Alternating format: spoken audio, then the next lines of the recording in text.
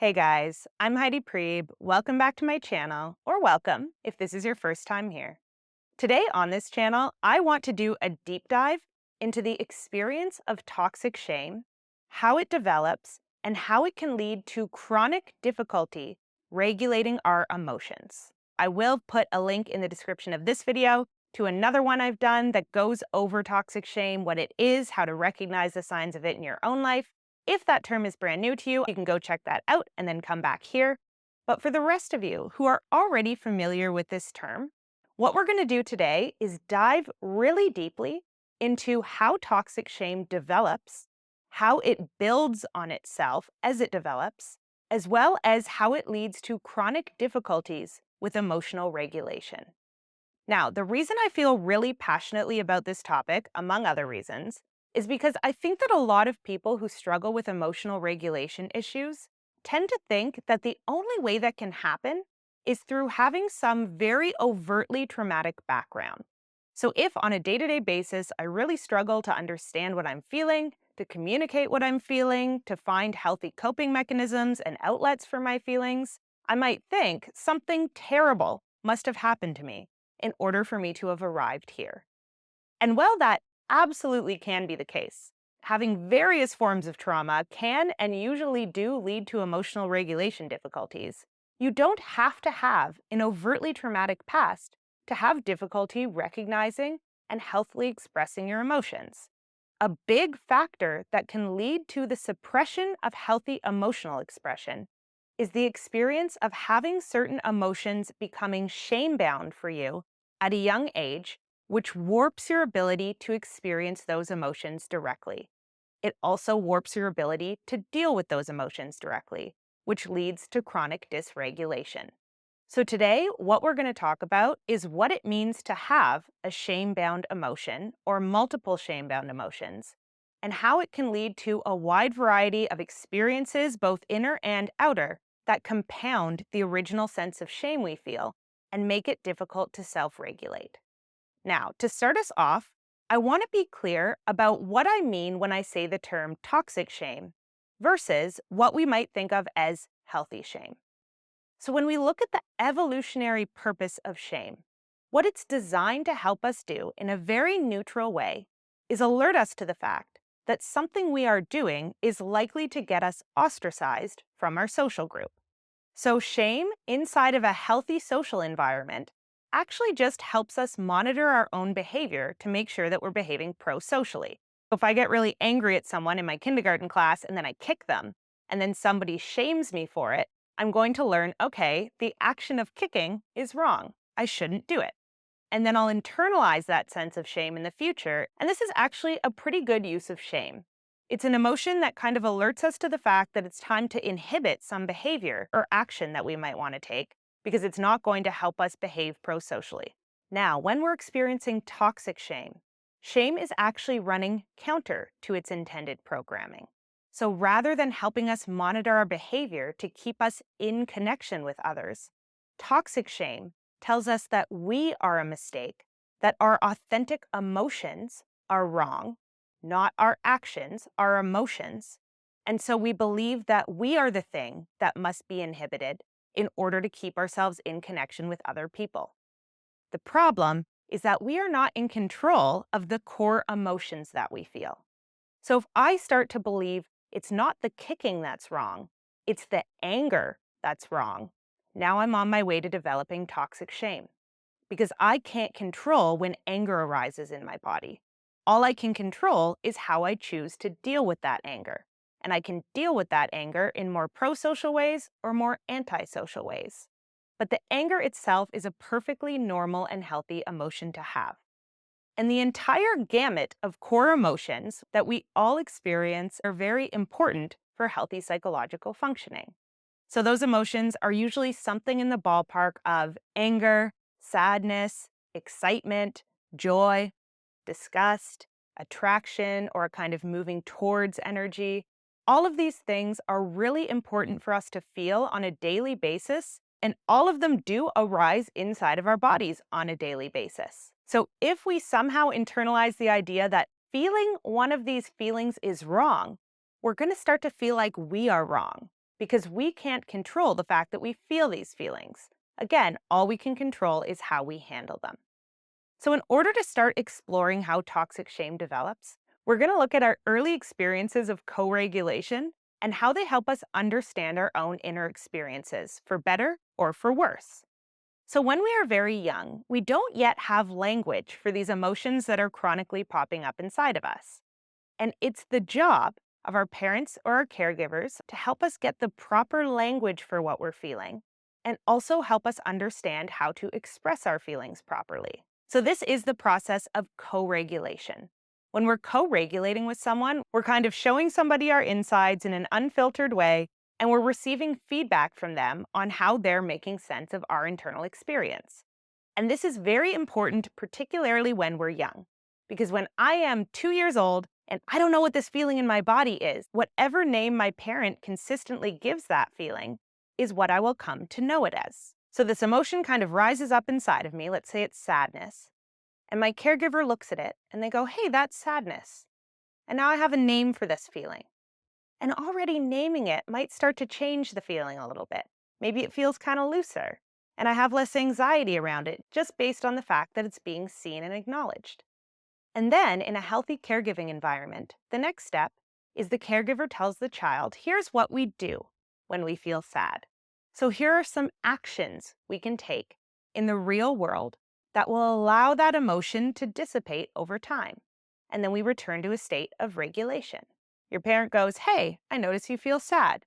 When we feel sad, sometimes we cry. Sometimes we reach out and talk to someone. Sometimes we give ourselves a bit of a break. And then we also figure out how to do things differently so we don't feel sad like this next time we're in the same situation. So now what the child has is both a proper name for their emotion and a bunch of strategies they can turn to for managing that feeling. And this becomes the way that we self-regulate as we grow up. So that child grows into an adult who, when they feel sadness popping up, is able to name for themselves, hey, I'm feeling sadness, right? And already that starts to change. I guess I could take a little break and have a cry. I guess I could go talk to a friend. I guess I could look at what led to this feeling and figure out what I can do to make sure that it doesn't happen again like this in the future. And now there are these strategies that allow the direct experience of the emotion to dissipate and change and dissolve back into a regulated state. So this is how early, healthy co-regulation becomes a clean and easy experience of self-regulation as an adult. Secure adults who have accurate names and strategies for their emotions become low-level dysregulated several times a day, just like everybody does. But the difference is that they're usually able to quickly identify what they're feeling and take the appropriate actions to resolve or express or change that feeling and return back to a regulated state. Now, toxic shame enters the scene initially when early experiences of co-regulation go wrong. And this doesn't have to be malicious. Often, the reason that early co-regulation experiences go wrong is not necessarily because the parent was abusive or terrible, but because they were just a little bit emotionally illiterate themselves, or there were certain emotions that they didn't know how to regulate through, so it wasn't possible for them to pass down the accurate information to us. And this can be more than enough to turn certain emotions into shame-bound emotions. So we're going to look at how that process develops. When you have an emotion, let's say it's anger, because I know anger is one that a lot of people have shame binds around. If any time that feeling just naturally pops up for you as a child, your caregiver meets that feeling with a sense of rejection. So maybe they look at you with disgust when you feel anger. Maybe they show contempt towards your anger. Maybe there's some way in which they overtly reject you or ignore you when you express anger. Now what's going to happen is shame is going to come online. And it's going to go, hey, I've noticed when we feel this feeling, it tends to lead to rejection. So, since it's my job to inform you of which things are going to lead to rejection from your social environment, anytime anger pops up, shame is going to pop up too. So the reason we call this a shame-bound emotion is because it's kind of like the emotion itself is stuck inside of a layer of shame. We can't access it because shame has come and covered it up so effectively that we no longer feel the core feeling itself. And this is what I would call a simple shame bind. This, in and of itself, is enough to develop toxic shame. because you're now feeling like a feeling, which is a core part of who I am, is wrong or bad. Ergo, I am wrong or bad in ways I can't control. But simple shame binds are not the only type of shame binds. You can also have what I like to call a complex shame bound emotion. So, this is what happens when we're not only rejected for feeling something in our early environments, we are also given the incorrect name for our feelings. So, let's say when I have anger pop up, my caregiver tells me that's selfishness. What you are experiencing is a bad feeling, and it's the feeling of being selfish. And now, when I have anger pop up, shame also pops up, it binds it, and it tells me a story. The story it tells me is you are behaving selfishly, which in reality may or may not be true. But the problem is I have internalized the wrong name for my raw emotional experience. Or let's say every time I feel sad, I have a caregiver who tells me you're being dramatic or pathetic. And now, when shame pops up to cover that feeling of sadness because it gets me rejected, it tells me the story, you're being pathetic. And that's the story that my conscious mind believes to be the truth. Or let's say, last one, anytime I feel joy or excitement pop up, I get told you're being annoying and disruptive. And now, shame comes to cover that, and it not only cuts me off from the core feeling, it also tells me the story that I am being annoying. Now, the problem is that all of these stories are not true to the internal experience. It's possible that you can be angry and selfish at the same time. It's possible that you can be excited and annoying at the same time. But the experience of behaving in an annoying way is not the same as the feeling of excitement. The experience of behaving in a selfish way is not the same as the experience of anger. But now we've internalized these negative things about ourselves and we associate them with emotional states that we can't control. Because again, every person going through their day-to-day life feels pretty much all of the core emotions on a daily basis. It's just a matter of to what degree we're tuned into them. So the problem is that if we have the wrong words online for our emotional experiences, we're going to struggle with self-regulation. Because now, instead of having this happen, feeling comes online, I name it, and then I find ways to deal with it in the outside world until it dissipates. What happens is emotion comes online, shame comes to cover it up, and now we are feeling multiple things that pose a problem. One is the shame itself. Shame is a very dysregulating experience. So when we feel shame, we tend to need to comfort ourselves in some way around that shame. This in and of itself can be a very big task for the emotional system to chronically be dealing with. But where it gets even more complicated is if you have a complex shame-bound emotion. So sadness comes online, and shame comes online and goes, hey, you're being pathetic. Now, what you're going to do is start taking actions that are in alignment with what you believe the emotion is. So if I am sad, the actions that I would take to resolve that emotion directly are almost the polar opposite of the actions that I would take if I were being pathetic. If I were feeling sad, the emotions I would need to take are probably in the realm of seeking out comfort and rest and support. If I were being pathetic, the appropriate actions to take would be toughening up, compartmentalizing my feelings, and taking some sort of action that pushes down my feelings of distress. The problem is that if those are the actions I'm taking every time I feel sad, I'm actually creating an environment that is less comforting for myself. Ergo, my sadness is getting bigger. Same goes for, let's say, anger. If every time I am angry, I have shame come up and tell me the story, you're being selfish, now what I'm going to do is look around my environment and try to figure out, okay, who do I need to apologize to or fawn over? When in reality, the anger was there to tell me where I needed to set boundaries. So what I'm doing is inviting more of the energy that caused me to get angry in the first place into my life by taking responsibility in the place of setting boundaries. So again, because we have the wrong name for our emotion, we're taking the wrong action when it comes up. This leads us to a point where we start feeling chronically dysregulated, but we don't have an explanation for why we feel dysregulated. The real reason we feel dysregulated is twofold. One, we're chronically dealing with feelings of shame, which is a very emotionally taxing experience. But also, we start to feel incompetent when it comes to managing our feelings. Because if we do not have the right names for them, we're not able to resolve them directly. So it can start to feel like, well, my emotions just don't make any sense, right? I keep experiencing that feeling that I call selfishness. And then when I do the actions that should work to resolve selfishness, I end up feeling worse and more selfish in a kind of repetitive loop. Because in reality, once again, you have the wrong name for that feeling. So you're taking an action that does not work to resolve it. So now we start to feel helpless and overwhelmed to manage our emotions. Because again, we don't have access to the raw, direct experience of them in an accurate way.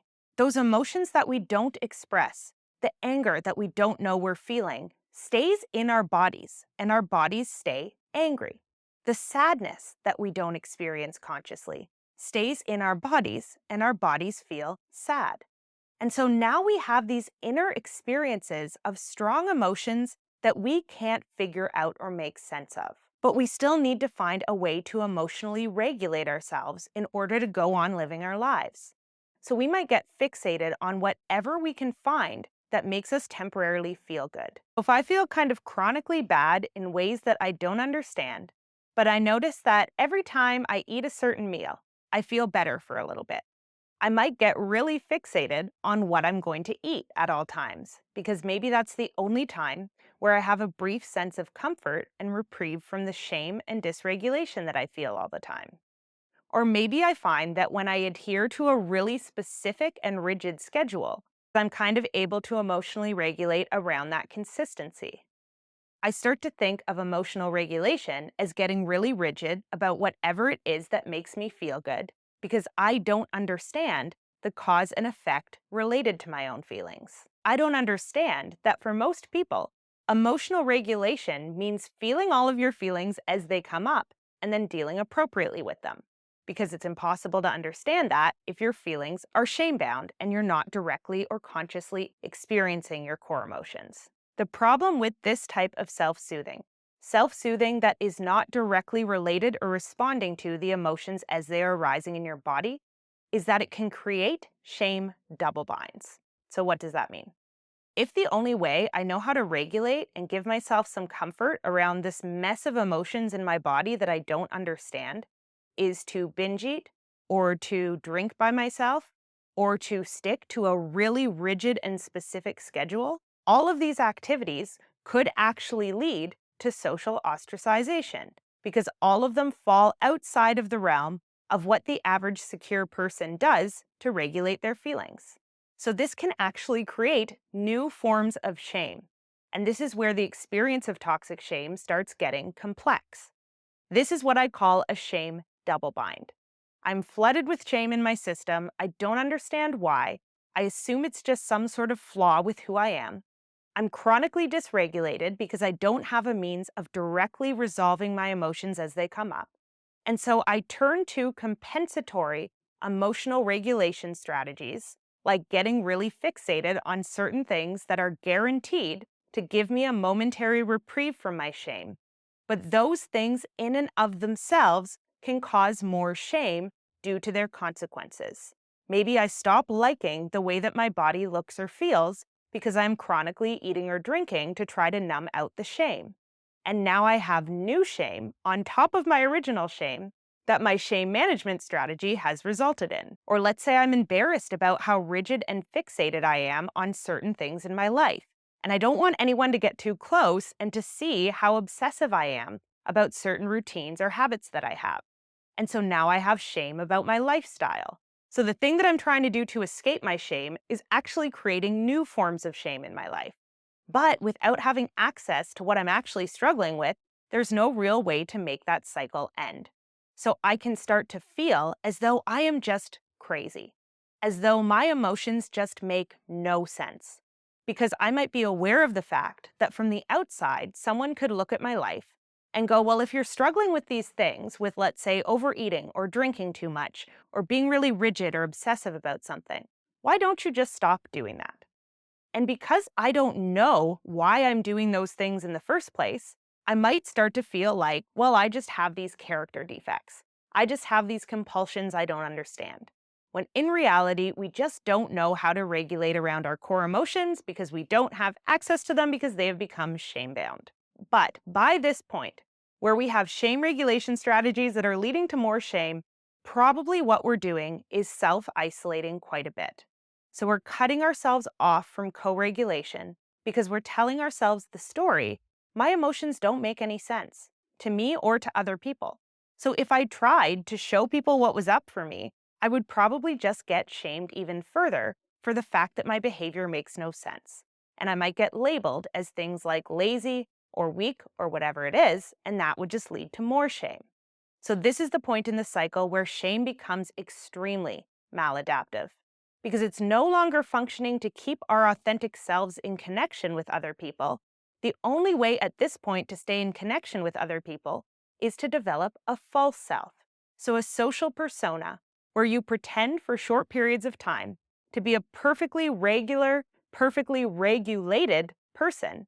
And then when dysregulation comes online, instead of staying present in your connections and working through that dysregulation directly by working things out with the other person or by doing self-regulation strategies, you withdraw and turn to your maladaptive coping mechanisms because that's the only way you know how to deal with dysregulation. Because again, you don't have the language for what's actually going on. So one problem you're chronically dealing with is the fact that you're dysregulated because the emotions you don't have an awareness of don't get dealt with and live on inside of you and dysregulate your system. But another problem is that your life stops making a lot of sense and it gets really hard to make wise decisions for yourself because the shame-bound emotions, the ones that you have learned to either push down or misidentify, we're actually there to give you really important pieces of information. And you are missing those pieces of information if you're not able to be consciously aware of those feelings. Ergo, you're going to really struggle with making decisions in a way that makes sense. So an example of this, let's say I have a shame bind around anger. As soon as I feel anger, my system pushes it right down and tells me something like, now it's time to feel guilty or to fawn. Now what might happen is I might find myself in a pattern of relationships where I am being spoken down to or treated very poorly. But anytime anger tries to come up, gets pushed down, and I go into an appeasement response with my partner.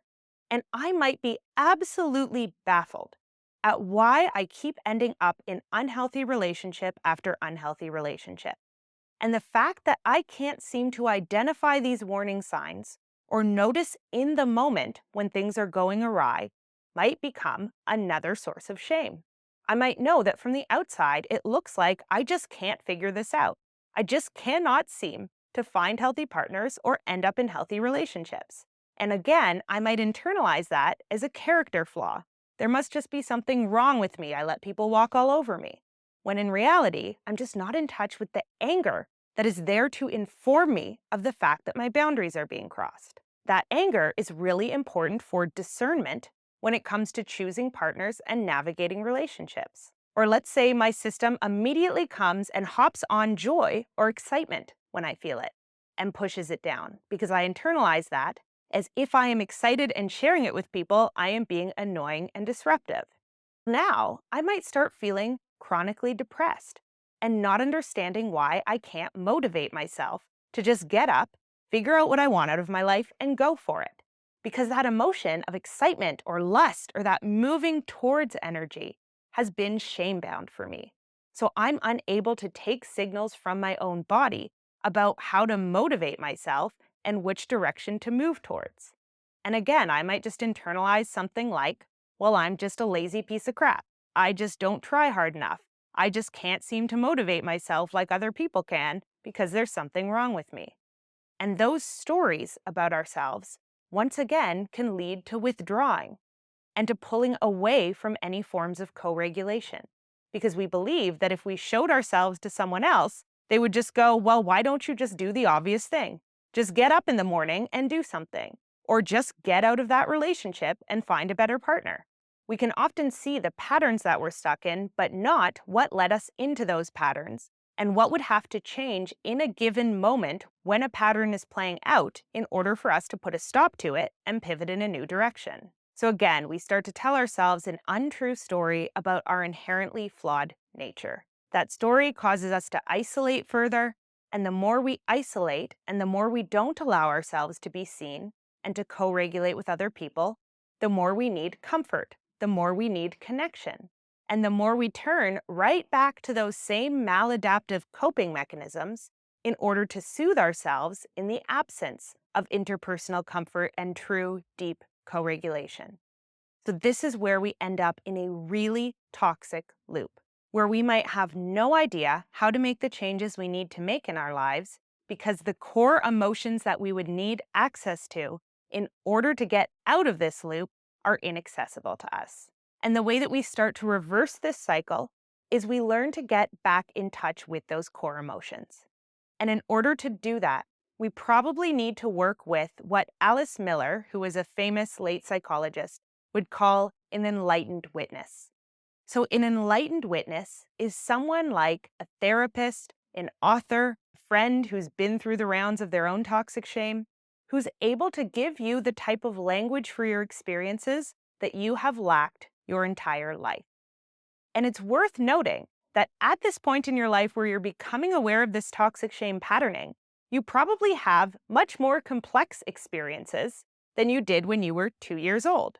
So the type of emotional co-regulation you need in order to get back in touch with those core emotions needs to come from someone who has a much more advanced psychological vocabulary, which again is why I think the best person for this job is a really intelligent therapist, not a therapist who is going to treat your symptoms and your symptoms only, but a therapist who is going to help you get in touch with the core emotions that are driving your neurotic or obsessive patterns of thinking and behaving.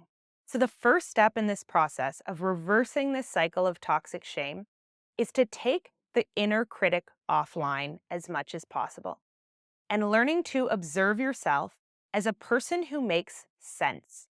I really think that the most isolating thought that toxic shame leaves most of us with is the idea that our feelings don't make any sense, when that is not true. Your emotional experience itself, in a raw way, is absolutely identical to the raw emotions that come up for every single person on this planet. We all have the same core emotions at the switchboard. The problem is that you got some wires crossed.